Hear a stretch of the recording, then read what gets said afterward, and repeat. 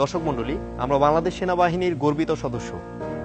কাঁধে কাঁধ মিলিয়ে শপথ নেই দেশের সার্বভৌমত্ব রক্ষার, স্বাধীনতা অক্ষুণ্ণ রাখার প্রস্তুতির জন্য নানা মহড়ায় নিজেদেরকে শানিত করে তুলি। এবারে আমরা বাংলাদেশ সেনাবাহিনীর প্যারা কমান্ডোর কিছু কার্যক্রম তুলে ধরছি। যে কোনো পরিস্থিতিতে শত্রুকে ধ্বংস করে নিজেদের আধিপত্য বিস্তার করাই এক প্যারা কমান্ডো ব্যাটালিয়ন স্পেশাল ফোর্সের মূল উদ্দেশ্য। শান্তিকালীন সময়ে কঠোর অনুশীলন এবং যুদ্ধক্ষেত্রে দুঃসাহসিক অভিযান পরিচালনাই হচ্ছে কমান্ডোদের সবচেয়ে বড় সঙ্গী। এই লক্ষ্যকে সামনে রেখে কমান্ডো ব্যাটালিয়নের সদস্যগণ নিজেদেরকে শারীরিকভাবে যোগ্য রাখার লক্ষ্যে নানা ধরনের অনুশীলনে অংশ নিয়ে থাকেন।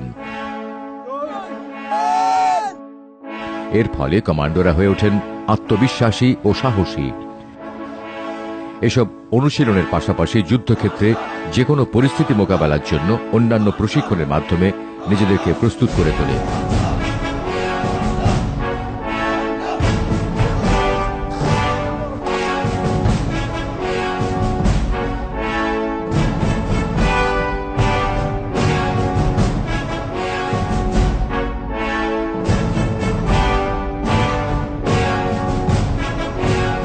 এক প্যারা কমান্ডো ব্যাটালিয়ন বাংলাদেশের একমাত্র স্পেশাল ফোর্স ইউনিট।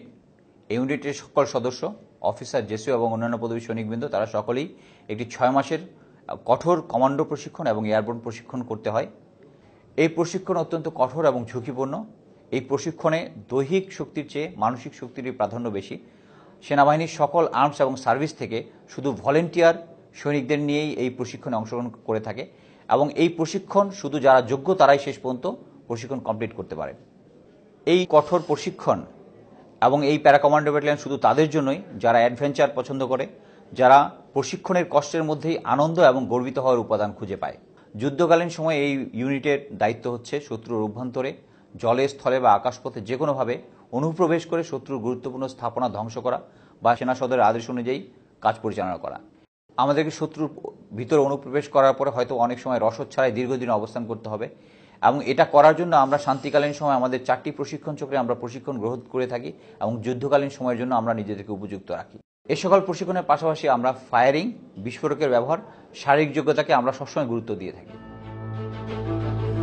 যুদ্ধ চলাকালে শত্রুর গভীরে দ্রুত অনুপ্রবেশের মাধ্যমে শত্রুর সেন্টার অফ গ্র্যাভিটিকে পর্যদস্ত করার জন্য এয়ারবোর্ন অপারেশন পরিচালনা করা হয়। যুদ্ধে মূলত স্পেশাল ফোর্স বা কমান্ডো সদস্যরাই এয়ারবোর্ন অপারেশন পরিচালনা করে থাকে। সম্মুখ সমর যুদ্ধ অথবা অন্য যে কোনো রণকৌশলে কমান্ডোদের এয়ারবোর্ন অপারেশনকে সবচেয়ে কঠিন ও ঝুঁকিপূর্ণ সমরবিদ্যা বলে বিবেচনা করা হয়।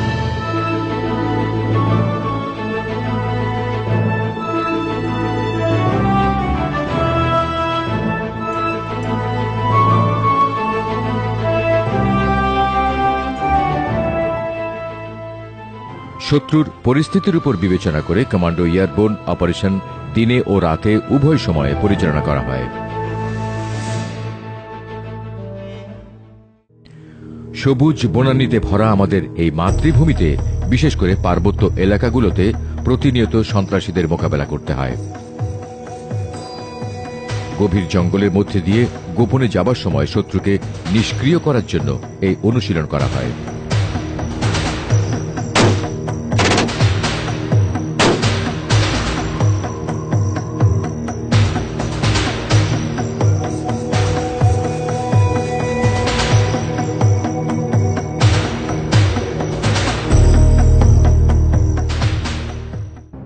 দুঃসাধ্য খাড়া পাহাড় বা প্রাচীর বেয়ে ওঠার জন্য কমান্ডোরা রক ক্লাইম্বিং অনুশীলন করে থাকে। এছাড়া যুদ্ধকালীন বা অন্য কোনো সংকটে বহুতল ভবনে প্রবেশের জন্য স্লিদারিং অনুশীলনে অংশ নেওয়ার পাশাপাশি কঠিন বাধা অতিক্রমের প্রশিক্ষণও তাদের দেয়া হয়।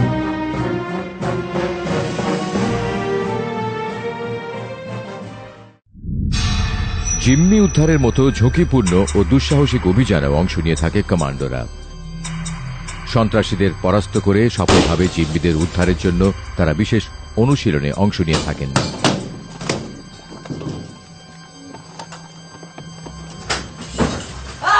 Hands down! Hands down! Hands down! Hands down! One here!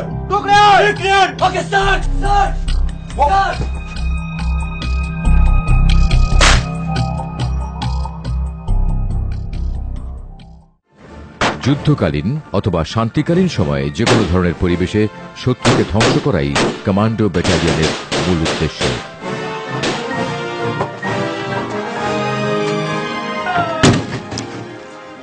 এই উদ্দেশ্যকে সামনে রেখেই এই ব্যাটালিয়নের প্রতিটি সদস্য কঠোর প্রশিক্ষণের মাধ্যমে নিজেদেরকে পরিপূর্ণভাবে প্রস্তুত করে তোলে।